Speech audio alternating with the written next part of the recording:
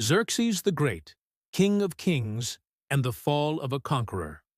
Over 2,500 years ago, a man rose to power in the greatest empire the world had ever seen. His name was Xerxes I, remembered in history as Xerxes the Great. To his people, he was Ksharyarsa, Shahanshah, the King of Kings. To the Greeks, he would be both a terror and a legend. And to later generations, he was immortalized as the shadowy Ahasuerus of the Bible. Born in 519 BCE, Xerxes was not just another prince of the Persian Achaemenid dynasty.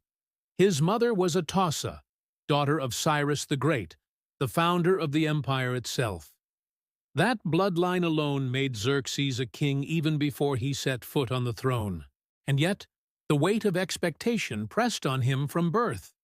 For he was the son of Darius the Great, the mighty ruler who had stretched Persia's borders farther than anyone before him.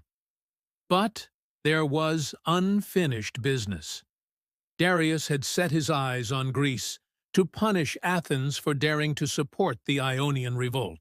At Marathon, in 490 BCE, Darius's mighty army was humiliated by a far smaller Greek force.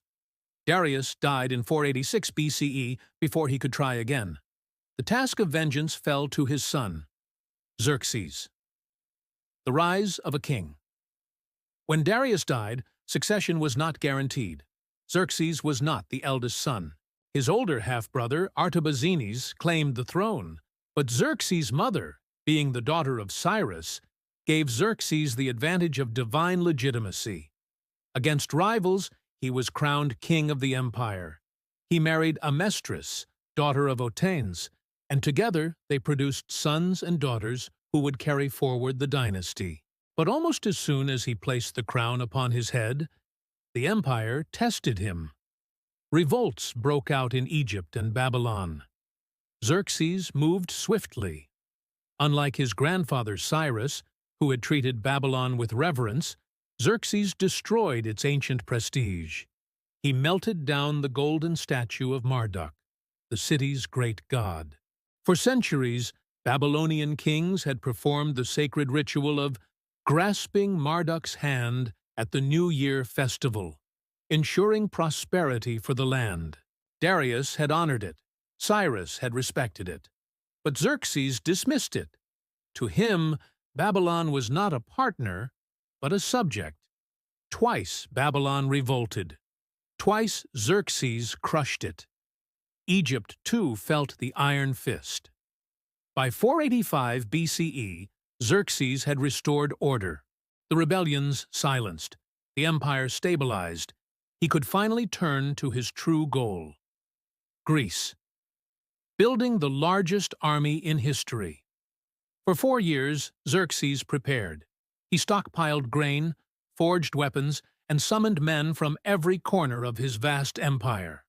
From the mountains of India to the plains of Anatolia, from Egypt to Mesopotamia, warriors answered his call. According to Herodotus, the army swelled to over 2 million men with 4,000 ships. Later historians debate the numbers, but all agree it was the largest force the ancient world had ever seen. This was not just war. This was a performance of power, a display meant to crush Greece under the weight of sheer numbers. One story captures the scale.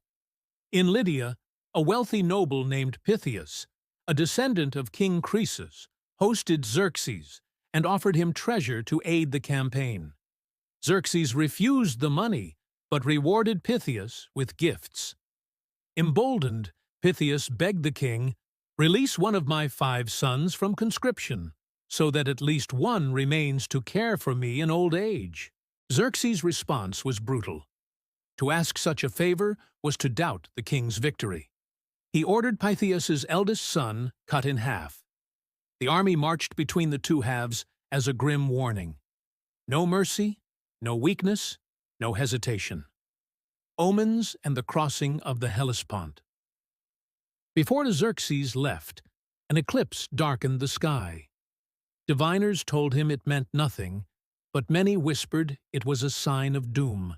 At the Hellespont, He ordered bridges built to carry his vast army into Europe. A storm destroyed them.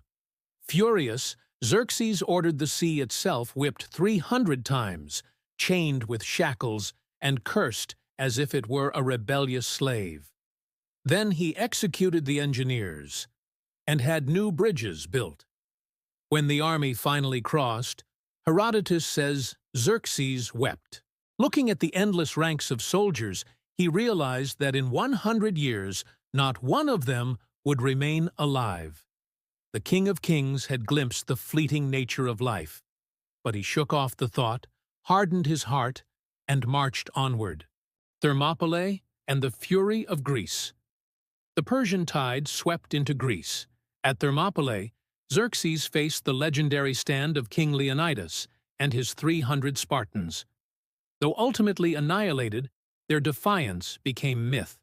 The path into Greece lay open. Athens was abandoned and burned. Xerxes, enraged at their defiance, set the city aflame. Later, he would admit it was his only regret.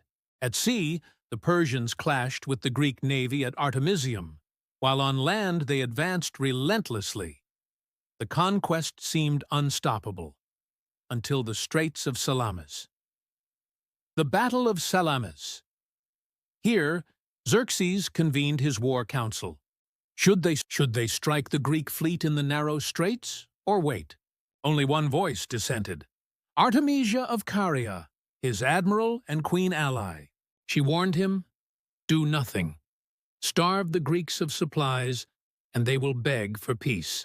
But Xerxes ignored her wisdom. He committed his navy. The result? Disaster. The smaller, faster Greek ships crushed the Persian fleet. From a throne overlooking the battle, Xerxes watched his empire's might sink into the sea. Crushed, Xerxes again turned to Artemisia. This time, he listened. She advised him to return home and leave his general Mardonius to continue the fight. Xerxes agreed. He fled back to Persia, his dream of conquering Greece shattered. At Plataea and Mycale in 479 BCE, the remnants of his forces were annihilated. The greatest invasion the world had ever seen had ended in ruin. Return to Persia. The Builder King. Back in Persia, Xerxes turned from war to stone. He built monuments larger and grander than any before him. At Persepolis and Susa, he raised palaces, the hall of 100 columns, and vast treasuries. He continued the royal road system, the lifeline of communication across his empire. But glory came at a cost. The treasury was drained. Taxes weighed heavily on his people. Many mark Xerxes' reign as the beginning of Persia's decline. Love, betrayal, and brutality. Herodotus preserves darker tales. Xerxes, unable to restrain his passions, pursued his brother Macistes's wife. When she refused him, he married her daughter to his son, only to fall in love with the daughter, Artente.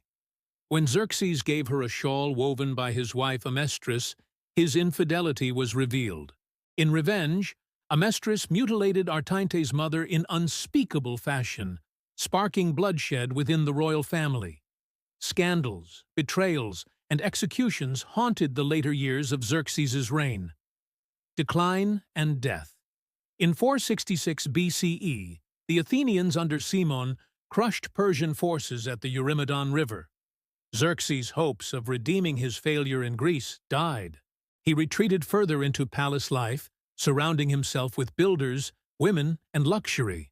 But his end came violently. In 465 BCE, Xerxes was assassinated by his own minister, Artabanus, who also murdered his son. Soon after, his other son, Artaxerxes I, killed Artabanus and seized the throne. The King of Kings was gone. Legacy. Xerxes I remains a towering, complex figure. To the Persians, he was a great builder. To the Greeks, he was the face of tyranny. To the Hebrews, he became a character in Scripture. His invasion of Greece though a failure, shaped the destiny of the West.